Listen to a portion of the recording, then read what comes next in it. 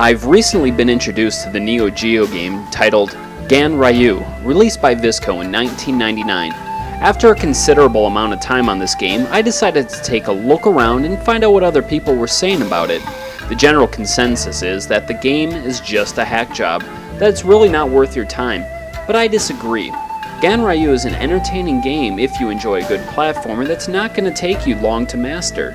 Our story begins with the main protagonist, Musashi. He had defeated his sworn enemy and is now on his way to Kyoto, Japan, where his love interest, Atsu, is waiting for him. In the meantime, Atsu is being escorted to Kyoto by her sister, Setsume, who had been raised as a ninja. In the evening, the sisters arrive in Kyoto, and they decide to stay overnight at an inn before meeting up with Musashi. Unfortunately, their reunion never transpired.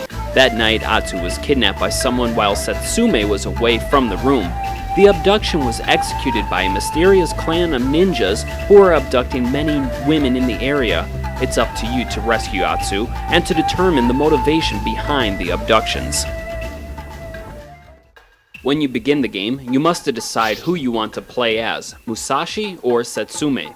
Each character has their own strengths and weaknesses. Musashi has a high power and vitality but low dexterity, so his strength lies with his resistance to attack and his powerful sword. With one slash of his sword, he will make a wide attack that covers from head to just below the waist. This range is enough to take out most onslaughts that Musashi comes against.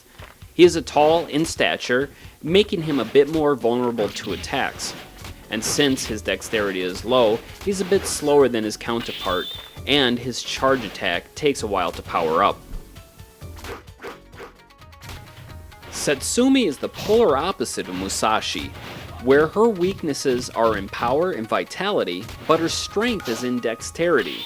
She is able to charge up her attack in a fraction of the speed that Musashi can. And her wall jump is very quick and effective, making her able to climb walls very quickly. Her lack of size also comes off as an advantage. She's able to duck under attacks that Musashi cannot. Her secondary weapons are a bit more useful than Musashi's, yet I don't recommend using these weapons on bosses except for the final boss. Setsume's sword slashes straight out and then right back into her sheath, so when an attacker is coming from above, you have to be a bit more cautious when using your sword. The overall gameplay of Ganryu is nothing new. It's very similar to the play mechanics of games that have been released over the years. Some of these would include the Ninja Gaiden series on the NES, Ninja Spirit for the arcade and TurboGrafx 16, or several of the other games in the Shinobi series released by Sega. When I first started playing Ganryu, I felt that it was, well, a little unimpressive and maybe even unimaginative, but it has its own little charm. The general idea is you run around the different areas using your sword and weapons to take down the enemies. You can use your grappling hook as a weapon as well, or use it to try to reach higher areas in the stages. Of course, while you're playing through the game, you also have to try to find some of the hidden areas that'll be able to help you get through the rest of the game, and of course finding those stage bosses. The controls are very tight, but they leave very little room for strategy. The only time you're going to really find yourself, though, needing to use that strategy is when you're facing bosses, because at times they can be downright nasty until you learn their attack patterns. The only issue that I really found myself constantly running into is trying to slide by pressing down and jump. When I needed to do it in a split second, I was unable to. The problem is you actually have to hold down for a second before you can slide, which causes some issues on a few of the bosses until I developed a new strategy for them. The graphics are absolutely one of the best things about this game. The colors they use really liven up the game, as well as the sprites and the character design.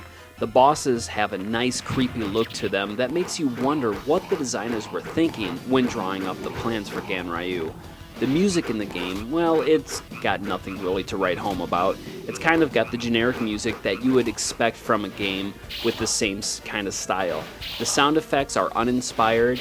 When considering this game was built for the Neo-Geo, I felt that they may have been able to do a little bit better and maybe adding a bit of digitized voice into the characters to liven it up a little bit.